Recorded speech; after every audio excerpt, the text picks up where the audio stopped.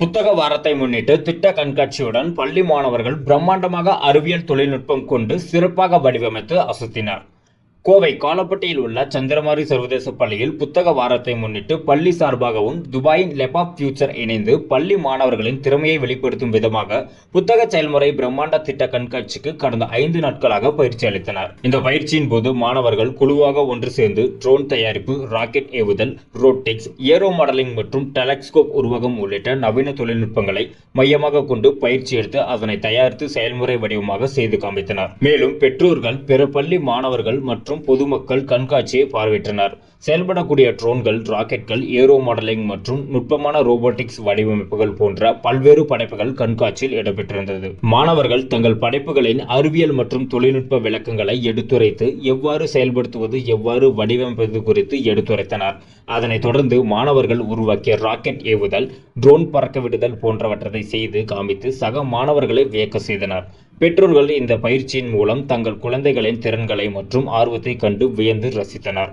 அதேபோல் மாணவர்கள் இந்த பயிற்சியில் அறிவியல் ஆர்வம் கொண்டு தொழில்நுட்பத்தை வளர்க்கும் விதமாக செயல்படுத்துவதாகவும் இனி வருங்காலத்தில் அடுத்த கட்டத்திற்கு மாணவர்கள் எடுத்து செல்வதாகவும் பள்ளி தாளாளர் சுமதி முரளிகுமார் தெரிவித்தார். இதுகுறித்து பள்ளி மாணவர்கள் கூறுகையில், புத்தக திட்ட கண்காட்சியில் தற்பொழுது அதிக அளவில் ஆர்வம் வந்துள்ளதாகவும் பிற்காலத்தில் இஸ்ரோ, நாசா போன்ற இடங்களில் வேலை வாய்ப்பு செய்வதற்கு ஆர்வம் அதிகரித்துள்ளதாகவும் அறிவியல் தொழில்நுட்பம் பயிற்சியில் பிற்காலத்தில் படித்து அதன் மூலமாக பல்வேறு சாதனைகளை படைக்க உள்ள போவதாகவும் தெரிவித்தனர்.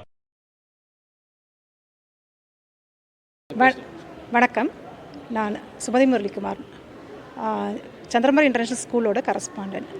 கடந்த 5 நாளாக நம்ம ஸ்கூலில் ஒரு லேப் ஆஃப் ஃபியூச்சரோட கனெக்ட் பண்ண ஒரு சயின்டிஸ்ட் ரிலேட்டட் சப்ஜெக்ட் நடந்திருக்கு.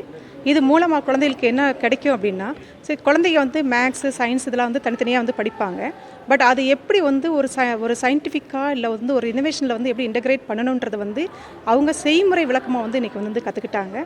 ஸோ அவங்க மட்டும் இல்லை, நம்மளோட பேரண்ட்ஸுமே இன்றைக்கி அவங்களும் கலந்துக்கிட்டு அவங்க எப்படி ஒரு ராக்கெட் எப்படி செய்கிறாங்க, அந்த ராக்கெட்டில் டெக்னாலஜி எப்படி ஒர்க் ஆகுது, அதில் மேக்ஸ் எப்படி கனெக்ட் பண்ணுறாங்க, அதில் ஃபிசிக்ஸ் எப்படி கனெக்ட் பண்ணுறாங்க, அதில் கெமிஸ்ட்ரி எப்படி கனெக்ட் பண்ணுறாங்கன்றத ஒரு செயல்முறை வடிவமாக கற்றுக்கிட்டாங்க. So thank you to that lab of future.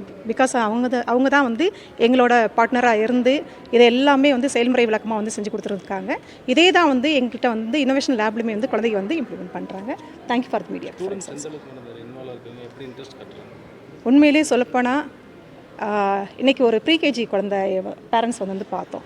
அவங்க பேரண்ட்ஸ்கிட்ட போயிட்டு சயின்ஸோட ஹையஸ்ட் டெக்னாலஜி பற்றி பேசுகிறாங்க. ஒரு ரிஃப்ளெக்ஷன்ஸ் எந்த மாதிரி இருக்கும், ஒரு ஒரு ஒரு ஆட்டோமேஷன்ஸ் எந்த மாதிரி இருக்கும், ஒரு ஆட்டோ டைனமிக் எந்த மாதிரி இருக்கும். ஸோ இந்த மாதிரி சயின்டிஃபிக் வேர்டு பேசுகிறப்ப பேரண்ட்ஸ் சர்ப்ரைஸ் ஆகுறாங்க. பிகாஸ் அது நார்மலாக ஒரு குழந்தைய பேசக்கூடிய ஸ்டேஜ் கிடையாது.